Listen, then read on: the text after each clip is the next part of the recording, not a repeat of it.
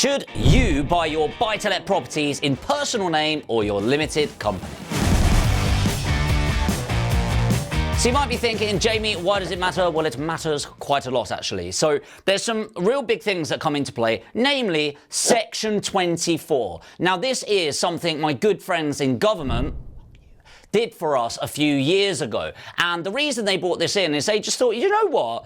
We want to just get some more money and we're going to tax people. And actually, my theory is, it's all about control, really. So most people back in the day, I don't know if I'm old enough to say that yet, am I? Yeah, of course you are. You're an old man now.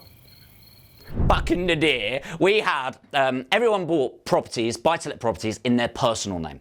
And the reason for this is you have basic tax write-offs. So you could write off the furniture pack at I think it was 10% a year. So most people would get a £300 furniture pack, chuck it in the loft, and then they go, right, we're going to write off 10% of our tax every year. Something like that anyway, but genuinely people used to do that. And then you'd have the interest rate on your mortgage that was also tax deductible. And this was really important. So you'd get your net money and you'd only get taxed on that. And it was a really big deal for people. However, the government come along and just said, hold on, we can't see what's going on because there's no formal register out there of when you own property in your personal name. So for example, if you found my address where I live, you would be able to get land reg on it and see that I own it. But outside of that, you wouldn't be able to search my name, Jamie York, and it comes up with all the properties that I own. Hopefully that makes sense. So what then happened is the government decided, right, do you know what? Section 24, basically what it means now is your interest rate interest that you're paying on your mortgage cannot count as a legitimate tax deductible expense. Now think about what that means, right? Imagine you building a business where you take on debt, almost all of us do, to build the business, and it wasn't tax deductible despite the fact it's a legitimate expense of business. It's honestly criminal. It's genuinely criminal. And, I'm not going to get started with the government, but half the things they do is criminal. And it's only because they're established enough where we get away with it, right? Anyway, we're not going there. We're not going there. So Section 24 comes in and says, sorry, that can no longer count. And it doesn't really impact 20% taxpayers. But of course, imagine you've got a multi-million-pound portfolio. You've got Jack and Sally that have spent the last 40 years building up their portfolio, living off 10 grand net a month. True story here. Jack and Sally, Section 24 comes in. They're 40% taxpayers. And suddenly the same portfolio after tax, are you ready for this? Brought them £8,000 a year. I'm going to say that again because you're like, that doesn't make sense. I know, and yet it does. All right. So because of their interest rates were higher, all of that was tax deductible. So they didn't really pay tax on their portfolio, very little. Suddenly they can't retire. Both of them had to go into full-time jobs again. Now, if you don't own property and you don't have a lot of money, you might be thinking, oh, poor Jack and Sally, they needed to get a job. What a horrible situation. Well, yeah, maybe you'd feel differently if you were on the other side of it. So this is where limited companies come in. Once a limited company comes in, they said, by the way, if you own properties in the limited company, absolutely it's tax deductible. So what?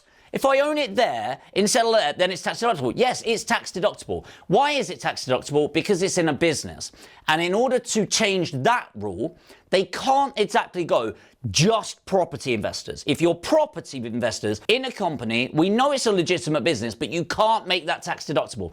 Think about what scrutiny they would be under then. And they can't really go, oh, by the way, every business in the UK, including all of ours that we own, because a lot of politicians own companies as well, tax deductible, no longer. And it's you're just not going to see it. And so you're protected by having properties in a business. And for me, that's a big reason to have it in a limited company, in the fact that you're sheltered by legislation change and government changes that come in.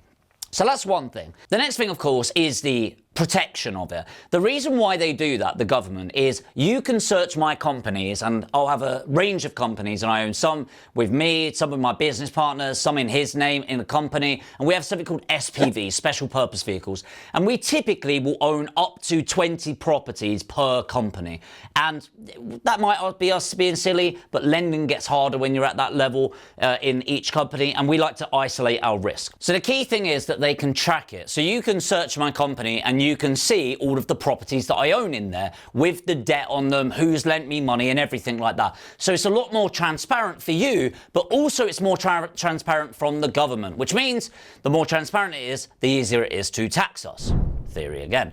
Now, what's really important when you understand this is at the moment, there's more and more lenders coming into play, but there's less lenders for businesses, limited companies, than there are personal names. So a downside is you will pay a bit more money on the interest rate, usually about 0.5% a year, 0.6% a year, more on a limited company.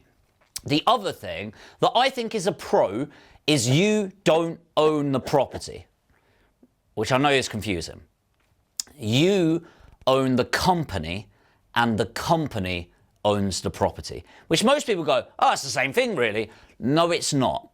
No, it's not at all. From a legal point of view, from a tax point of view, from a protection point of view, almost always it is better for you, in my opinion, to own it in a limited company strictly from that safety play. So I know it's hard to get our head around sometimes, but ego, for most people, means they own it in their personal name. Logic, you'll own it in your company. However, it's going to depend on your personal financial situation. Now, my assumption is most of my investors, like I build portfolios for people, most of my investors, they are 40% taxpayers, or if they're not, they're intending to be in the long term. And in general, if you are going to own property that's going to bring you income, do you want to get taxed 40% or less?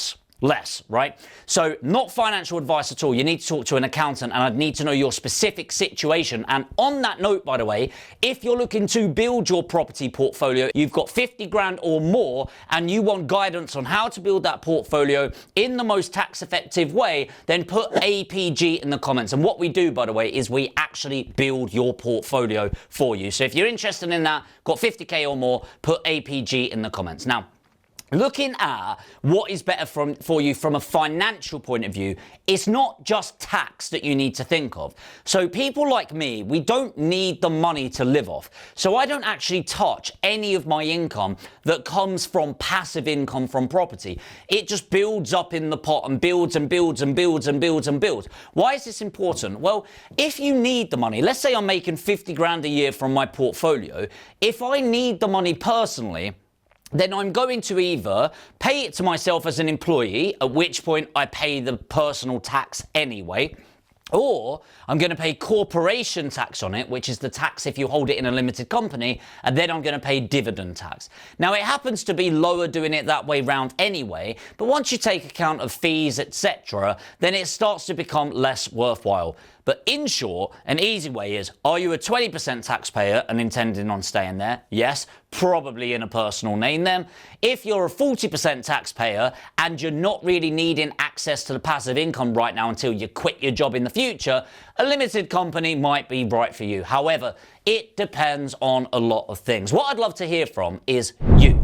I'd like to know in your portfolio, if you built one, if you've not yet, if you're intending to, let me know in the comments, do you buy in your personal name or in a limited company and why? Ultimately, this is just my opinion based on my experience. We've done over 1,000 properties now. And what I can tell you, because I can't give you financial advice, I would say out of those 1,000 properties that we've bought for ourselves and our clients, I would say over 950 of them are in limited companies. So I'm not saying we should copy everyone. You need to look at your personal situation, but that tells me a lot about what I need to know about buying in a limited company.